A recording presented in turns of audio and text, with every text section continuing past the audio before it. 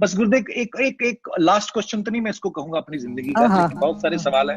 गुरुदेव, लोग कहते हैं ना कि भगवान, जैसे बचपन में हम सुनते थे भगवान तो जी स्वर्ग में रहते हैं, तो हमारे दादा दादी ऊपर देख के कभी प्रे करते थे। कोई कहता है मंदिर में रहते हैं, कोई कहता है व्रत रखो तो भगवान मिलते हैं। गुरुदेव, असल में भगवान का कॉन्सेप्ट क्या है? कुछ लोग कहते हैं नेचर है वही भगवान है, पर सच क्या है गुरुदेव? ईश्वर प्रेम है, वो तुम्हारे दिल में बसा हुआ है। भगवान तुम्हारे दिल में है, प्रेम ही ईश्वर है। और वैसे तुम देखोगे तो पूरे प्रकृति में ईश्वर ही है। अगर सपोज कोई आदमी कहे कि ये जो 2-3 नाम है, खुदा, अल्लाह वगैरह वगैरह, ये नेचर है। नेचर मीन्स जो हम सब कुछ देख रहे हैं, जिसमें टाइम भी है, लाइफ भी है और सारे मैटर भी हैं। तो क्या नेचर के पास कॉन्शियसनेस है?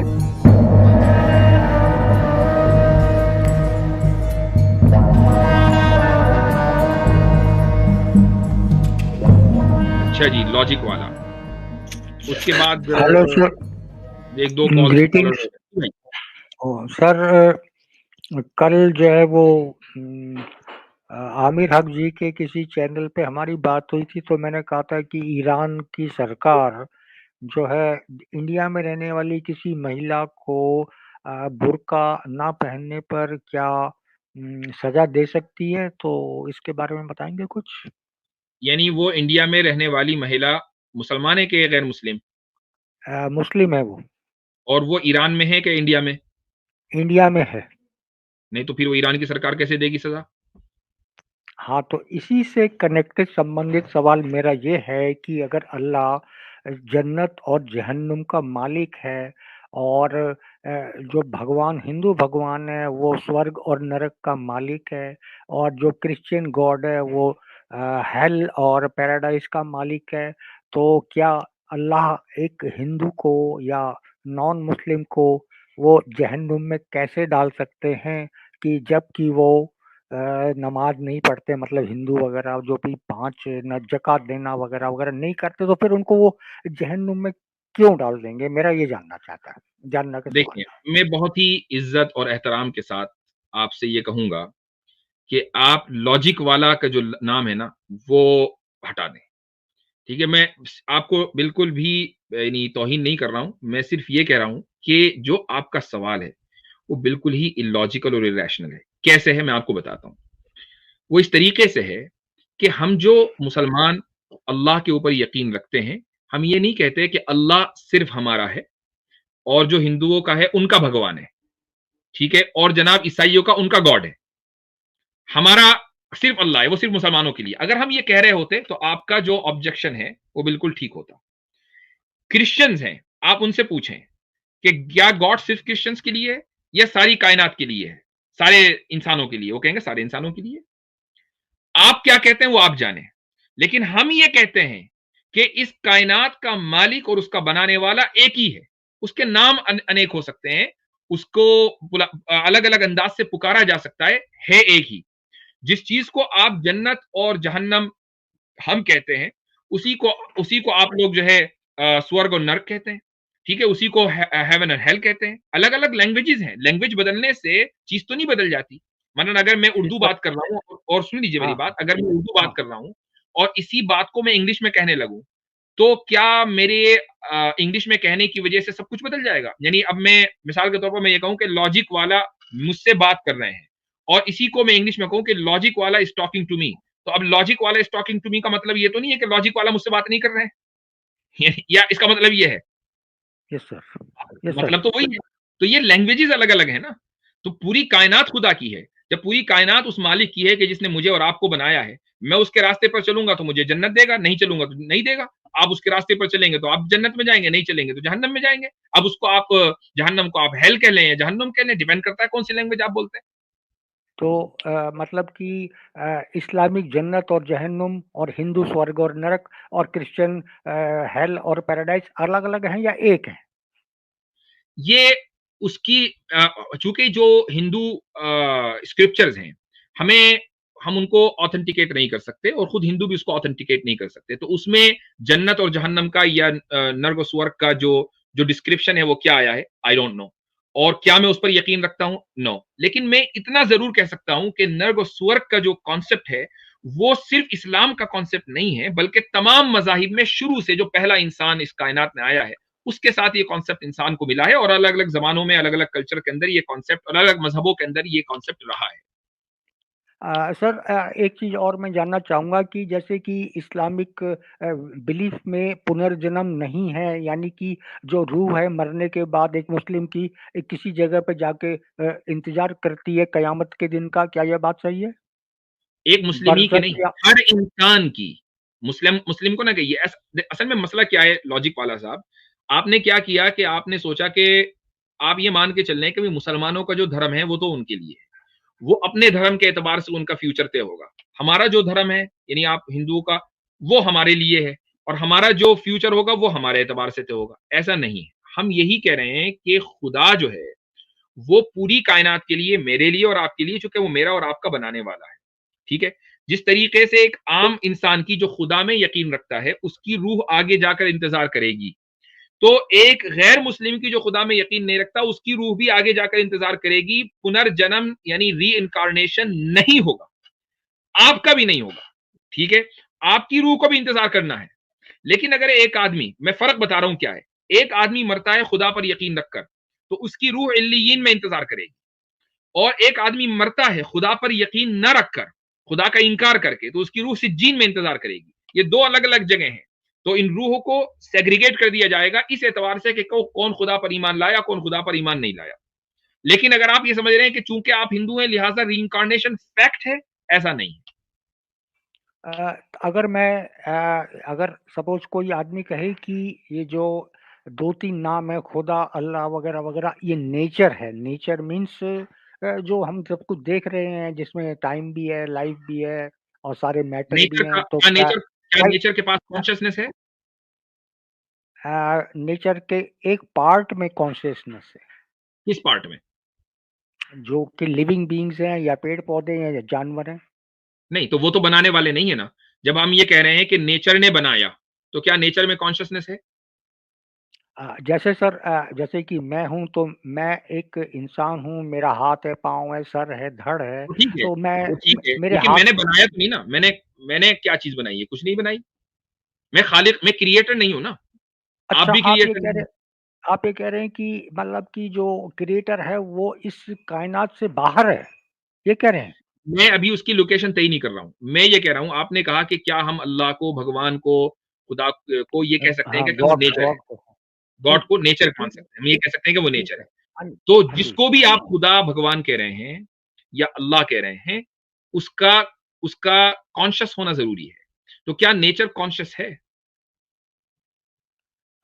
फिर सॉरी सर, कॉन्शियसनेस को डिफाइन कर पाएंगे? कॉन्शियसनेस, जैसे मेरे और आपके अंदर एक हद तक के कॉन्शियसनेस है कि हमें मालूम है कि हम हैं। मुझे मालूम है कि मैं हूं, और मुझे ये भी मालूम है कि मुझे भूख लग रही है कि नहीं लग रही है, मुझे मालूम है कि मुझे प्यास लग रही है नहीं लग रही है, मुझे मालूम है कि मैं आपसे बात कर रहा हूं, मुझे अपने इर्द गिर्द का इल्म है, ठीक है, मुझे इख्तियार है, मेरे पास फोन रखा हुआ है कि मैं उसको उठाऊं या ना उठाऊं, ठीक है। ये सारी चीजें कॉन्शियसनेस से रिलेट करती हैं। तो क्या जिसको आप नेचर कह रहे हैं उसमें कॉन्शियसनेस है? नहीं सर, क्योंकि जैसे हमारा सपोज ठीक है, में आप ठीक है, बॉडी है कॉन्शियसनेस हमारा। नहीं है, कॉन्शियसनेस नहीं है। तो क्या नेचर क्रिएटर बन सकता है? नेचर क्रिएटर बन सकता, नेचर से तो सब कुछ आया सर। नेचर नेचर में क्रिएटर तो बनता है कि नहीं, उसे छोड़ दीजिए, नेचर से कौन सी चीज कहां से आई है। मेरे सवाल के ऊपर गौर कीजिए। क्या नेचर जिसमें कॉन्शियसनेस नहीं है क्रिएटर बन सकता है? Yes sir. ओके। नेचर कब से है? नेचर बिग बैंग से है। बिग बैंग सॉरी से है। Sorry sorry sorry, big bang से पहले भी था, क्योंकि नेचर का एक चले पार्ट बिग बैंग टाइम से, भी है, समय भी है। चले ठीक है, हाँ। बिग बैंग से 1 साल पहले से है। एक ऐसे ही मान लें, for the sake of argument, big bang से 1 साल, या बिग बैंग ही ले लें, बिग बैंग ही ले लें थोड़ी देर के लिए। बिग बैंग से नेचर है, और नेचर के पास चॉइस नहीं है, उसके पास कॉन्शियसनेस नहीं है। लेकिन मेरे और आपके और इस पूरी दुनिया के, मेरे और आपके आने का, पैदा होने का, क्रिएट होने का जो कॉज है वो नेचर है। तो मैं और आप 21st सेंचुरी के अंदर काहे को पैदा हुए? बिग बैंग के वक्त क्यों नहीं पैदा हुए? क्योंकि नेचर के पास तो कोई चॉइस थी नहीं कि उसने आज हमें पैदा करने का चूज किया। जो तो कॉज है, जैसे ही कॉज होगा ऐसे इफेक्ट होगा। सूरज है तो सूरज का जो इफेक्ट है वो रोशनी है। सूरज जब से है तब से रोशनी है, सूरज नहीं होगा तो रोशनी नहीं होगी। तो सूरज के पास कोई चॉइस नहीं है। रुक जाइए, सूरज के पास कोई चॉइस नहीं है। एक मिनट मेरी बात मुकम्मल कर लूं। सूरज के पास कोई चॉइस नहीं है कि वो आधे घंटे रोशनी देगा, उसके बाद इरादा तब्दील उसका कि चलो भाई अब आइंदा रोशनी नहीं देंगे। नहीं, सूरज रहेगा तो रोशनी होगी, ये कॉज एंड इफेक्ट है।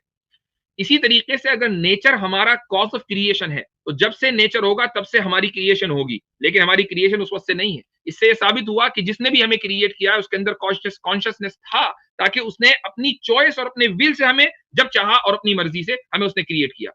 अब बोलें। अभी आपने कहा कि मैं जब मर्जी चाहूँ टेलीफोन को उठा लूँ या मैं किसी से बात कर सकूँ, तो ये तो एक रिस्पॉन्सिवनेस है टुवर्ड्स द स्टिमुलस है, यानी कि हमारी जो सेंस ऑर्गन्स हैं उन्हीं के द्वारा हम ये सब काम कर रहे हैं। लेकिन जो डेड चीजें हैं, मटेरियल है, हार्डवेयर है, उनके अंदर तो ये चीजें नहीं है, उनके अंदर ये नर्व्स नहीं है और ब्रेन नहीं इसीलिए है। वो क्रिएटर नहीं है, इसीलिए उनके अंदर फ्री विल नहीं है। जो डेड चीज है उनके अंदर फ्री विल नहीं है, मेरे अंदर फ्री विल है, इसीलिए हमने कहा उनके अंदर कॉन्शियसनेस नहीं है। आप तो इस बात को मान चुके हैं ना, डेड चीजों के अंदर कॉन्शियसनेस नहीं है, नेचर के अंदर कॉन्शियसनेस नहीं है। तो नेचर अगर बदलना चाहे अपने आप को तो नहीं बदल सकता। लॉज ऑफ नेचर जो है, अगर ये कहें कि नहीं भाई आज से हमने काम करना छोड़ दिया, ग्रेविटी छोड़ो, ग्रेविटी छुट्टी पे चली गई 1 साल के लिए, क्या मुमकिन है? नहीं, ऐसा पॉसिबल नहीं है। क्यों? इसलिए कि कॉन्शियसनेस नहीं है। दैट्स द पॉइंट, कि जिसने मुझे और आपको क्रिएट किया उसके अंदर कॉन्शियसनेस होना जरूरी है। That's the point. हाँ, मेरा कहना है कि जो ग्रेविटी जो है वो एक एनर्जी है और मैग्नेटिज्म एक एनर्जी है, हीट लाइट भी एनर्जी है, और साइंटिस्ट कहते हैं कि energy can not be created and it can not be destroyed. इस पे आप बोलिए। एक अलग मसला हो गया। आप कह रहे हैं कि ये जो नेचर है इसने क्रिएट किया है। मैं सिर्फ आपसे ये सवाल कर रहा हूं, जो क्रिएटर होगा उसके अंदर कॉन्शियसनेस होना जरूरी है, और आप मान चुके हैं कि नेचर में कॉन्शियसनेस नहीं है। अगर आप नेचर को क्रिएटर मानेंगे तो तब जिस दिन से नेचर है उस दिन से क्रिएशन का होना जरूरी है। जैसे कि सूरज और सूरज की लाइट दोनों में एक दूसरे से आगे पीछे नहीं हो सकते। सिंपल सी बात है। इतनी मोटी सी बात आपको नहीं समझ में आ रही? नहीं, इसका जवाब मैं देता हूं कि हमारे मोबाइल, एक मिनट सुनिए सर, एक मिनट, हमारे मोबाइल में एक डिस्प्ले वाला पैनल होता है, तो आप ये समझिए कि सिर्फ उसका काम ही सिर्फ डिस्प्ले दिखाना है। तो उसी तरह से जो भी बीइंग्स हैं उनके अंदर कॉन्शियसनेस है, बाकियों में डेड बॉडीज में तो नहीं है। प्रोटीन है, कार्बोहाइड्रेट। मैं कब कह रहा हूं डेड बॉडीज में कॉन्शियसनेस है? मैं कब कह रहा हूं? मैं तो ये कह रहा हूं कि इंसान के अंदर कॉन्शियसनेस है, इसीलिए उसमें फ्री विल है। खुदा जिसने क्रिएट किया है, जो क्रिएटर है, उसके अंदर भी कॉन्शियसनेस है, इसलिए कि उसके पास भी फ्री विल है। फ्री विल होना जरूरी है जिसने हमें क्रिएट किया है। That's the point. मैं कब कह रहा हूं कि फोन में और जितने भी ऐसी चीजें पड़ी हुई हैं उनमें कॉन्शियसनेस है? मैंने कब कहा? मैं एक एग्जांपल देता हूं। एक एग्जांपल, जी एक एग्जांपल है। ये जो हमारी अर्थ है ना, ये एक एंगल में इसका टिल्ट है, मतलब ये सुनामी के बाद सुनामी के बाद ये डिस्टर्ब हो गया कुछ सेंटीमीटर्स में नॉर्थ पोल की तरफ। तो क्या ये जो नेचर है इसने खुद को ठीक कर लिया? उसकी वजह से कितनी डिस्टर्बेंसेस है क्लाइमेट के अंदर, इधर उधर तबाही मची हुई है, क्या इसने खुद को ठीक कर लिया? इसके लिए हम श्री न्यूटन जी को धन्यवाद देना चाहेंगे। अरे मेरा क्वेश्चन ये है कि अगर इसमें कॉन्शियस होती तो वो जो लोकेशन थी वो अपने आप ठीक हो जाती ना, वो क्यों नहीं हुई थी अभी तक? धन्यवाद देते रहिए आप, वो खुद ठीक होना चाहे, उसके अंदर कॉन्शियसनेस होती, वो ठीक हो जाती। मेरा मतलब है उन्होंने जो लॉ बनाए हैं कि भाई कोई भी अगर सिस्टम चल रहा है तो चलता रहेगा जब तक कोई एक्सटर्नल फोर्स उसको आकर के रोके ना या डिविएट ना करे। ओके, तो आप एक्सटर्नल फोर्स के कायल हैं, आप मानते हैं एक्सटर्नल फोर्स है? Yes sir. तो उस एक्सटर्नल फोर्स में आप कॉन्शियसनेस नहीं मानते? बिल्कुल नहीं। अच्छा, क्यों नहीं मानते? क्योंकि वो लिविंग बीइंग नहीं है, उसके अंदर सेंसरी ऑर्गन्स नहीं है। सेंसरी, क्या लिविंग बीइंग के लिए सेंसरी ऑर्गन्स होना जरूरी है? बिल्कुल होना जरूरी है। ये कहां से साबित हुआ? इसकी दलील दीजिए। इसके लिए हमको अपने आसपास देखना पड़ेगा। हम जो बात कर रहे हैं, जैसे ही मैं कुछ बात कर रहा हूं तो आपके दिमाग में उसका मतलब आंसर एकदम से जो है आ जा रहा है, तो फिर कॉन्शियसनेस तो रिस्पॉन्स स्टिमुलस को मेरे ख्याल से कहा जाता है। इसके बारे में बोलिए। नहीं, मैं आपसे ये सवाल कर रहा हूं। आपने ये कहा कि लाइफ के लिए सेंसरी क्या कहते हैं उसको, सेंस होना जरूरी है, वो सेंसरी ऑर्गन होना जरूरी है। इस बात की क्या दलील है सिवाय आर्गुमेंट ऑफ इंडक्शन के? हमारी हम परसीव करते हैं, हम देख रहे हैं, और आर्गुमेंट इंडक्शन यही हुआ तो। ना, आर्गुमेंट ऑफ हाँ इंडक्शन जी हुआ ना, है ना? Sir, yes sir, yes sir. Okay, argument of induction definite है, इंडेफिनेट है? इतना इतना मेरे को नॉलेज नहीं है, सॉरी सर, इतना नॉलेज नहीं, ये इतना तो मेरे गलत को बात है, नॉलेज आप यहाँ तक पहुंच गए और फिर अब जहाँ सर। आपने कहा इतनी नॉलेज नहीं है, नॉलेज तो है आपके पास, बता नहीं रहे हैं। नहीं नहीं, मेरे को नहीं पता सर। आपने जब बोला कि मैं लॉजिक वाला नाम चेंज कर दूं, तो मेरा खोपड़ी भन्नाट हो गया सर। ओके ओके, देखिए अच्छा, सुनिए, एक साइड वाला सवाल है कि क्या रुक जाइए, इंसान की एक रूह मिनट, नाम की कोई एक चीज मिनट होती है भाई, सर? एक मिनट, मैं अपनी बात मुकम्मल कर लूं। मैंने मुफ्ती आपसे साहब कहा मीम था बन जाएगा इसके ऊपर। अच्छा हुआ सर, इस समय हंसी मजाक का माहौल है, बहुत अच्छी बात है। मैं आपसे ये कह रहा था कि आपने आर्गुमेंट ऑफ इंडक्शन की बुनियाद पर ये तय किया कि जिसमें लाइफ है उसमें सेंसरी ऑर्गन्स होते हैं। मैंने आपसे पूछा कि आर्गुमेंट ऑफ इंडक्शन डेफिनेट होता है या इंडेफिनेट? आपने कहा इतनी नॉलेज हाँ, नहीं है। मैं बता देता हूँ कि डेफिनेट आर्गुमेंट डेफिनेट, अभी अभी आपने एक्सप्लेन इनडेफिनेट किया, होता तो है, ये डेफिनेट। हाँ, आर्गुमेंट ऑफ इंडक्शन इनडेफिनेट होता है। अच्छा, ये आपको भी मेरे पता को है, आपको आपको आपको the problem of black swan पता है? तो सर पहली बार सुन रहा हूँ ये तो, सॉरी सर, मैं पहली बार सुन रहा हूँ। तो भाई एक काम करें, जो आर्गुमेंट ऑफ आसान आप डिडक्शन शब्दों है में वो बताइए, डेफिनेट होता है, उनको एक्चुअली आसान शब्दों में बताएंगे तो अच्छा रहेगा। इंडक्शन और डिडक्शन में क्या फर्क होता है, आपको पता है बात? हाँ जी, इंडक्शन, अगर हम किसी चीज को परसीव करते हैं या कोई हम एक्सपेरिमेंट करते हैं, उसके बाद कोई रिजल्ट हमको मिलता है, that is deduction. The result जो हम प्राप्त करते हैं वो डिडक्शन है, और इंडक्शन है कि उसको हम ऑब्जर्व करना, मेरे ख्याल से तो ये जो प्रोसेस, जो चीज आप ऑब्जर्व करते हैं, क्या आपको जैसी वो लग रही है वो हकीकतन वैसी ही होती है 100%? नहीं, 100 नहीं, 99% होती है। अगर इसका मान लिया मतलब कि ये है कि हमने, आर्गुमेंट ऑफ इंडक्शन रॉन्ग हो सकता है, कि नहीं? नहीं, रॉन्ग नहीं, अगर हमने काला चश्मा, नीला चश्मा पहना हुआ है, तो हमको सफेद चीज नीली बगैर दिखाई चश्मे देगी, के तो हम, आपकी, ये भी तो हो सकता है ना कि आपकी आंख में कोई प्रॉब्लम हो, आपको लग रहा लाल है हाँ वो हरा, हाँ, है ना? हो सकता है। तो तो इसका फिर मतलब क्या ये हुआ कि करेंगे, जिस चीज को आप, और आपको पता नहीं कि आपकी आंख में प्रॉब्लम है, आप उसको लाली समझ वो रहे हैं। इसके लिए हम 100 जो है वो एक्सपेरिमेंट, 100 सैंपल लेंगे, और 99 100 के सैंपल 100 को लोग हम मसलन उसको देखेंगे। लाल, 100 आदमी है, 100 के 100 लाल दिख रहे हैं, लेकिन हकीकत में वो ग्रीन है। ऐसा क्या? एग्जाम्पल बताइए, यही मैं कह रहा एग्जाम्पल हूँ, बताइए। इसी को the problem of black swan कहा जाता है। तो इसको थोड़ा सा पढ़ लीजिए आप, the problem of black swan. आप बिल्कुल इंटरनेट पे बिल्कुल जाएंगे, बिल्कुल, गूगल करेंगे तो यस आपको सर, आराम से मिल जाएगा इंशाल्लाह। नाम बिल्कुल चेंज लेकिन बिल्कुल। करने इतना के जरूर बाद है कि आर्गुमेंट ऑफ इंडक्शन के अंदर एरर की पॉसिबिलिटी नहीं, बल्कि वो इंडेफिनेट होता है और उसके अंदर गलती का इम्कान होता है, और पूरी जो साइंस है वो आर्गुमेंट ऑफ इंडक्शन के ऊपर खड़ी हुई है। ठीक ठीक है, ठीक, तो तो आप जो है इस बुनियाद पर आप मजहब को चैलेंज नहीं कर सकते, किसी दीन को आप चैलेंज नहीं कर सकते। ठीक है, तो चलें, आप सही ये है। मानते हैं, तो ये मानते हैं कि नेचर में कॉन्शियसनेस नहीं है, इसलिए वो क्रिएट नहीं कर सकता, ये बोल रहे जी हैं हाँ, ना? बिल्कुल यही बोल रहे ठीक है, ठीक है, मैं पढ़ के फिर कभी आपसे बात करूंगा। थैंक यू वेरी हैं। मच, चलें, नाम चेंज थैंक करके यू वेरी मच, आइएगा, थैंक यू मुफ्ती वेरी साहब ने कहा। मच, चलें, सही।